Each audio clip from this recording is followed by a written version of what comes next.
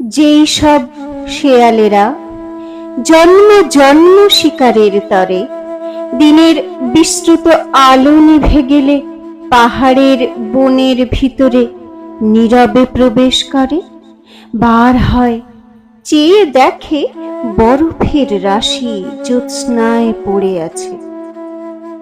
উঠিতে পারিত যদি সহসা প্রকাশে সেই সব হৃদযন্ত্র মানবের মতো আত্মায়, তাহলে তাদের মনে যেই এক বিদীর্ণ বিস্ময় জন্ম নিত, সহসা তোমাকে দেখে জীবনের পারে আমারও নিরভিসন্ধি কেঁপে ওঠে স্নায়ুর আধারে।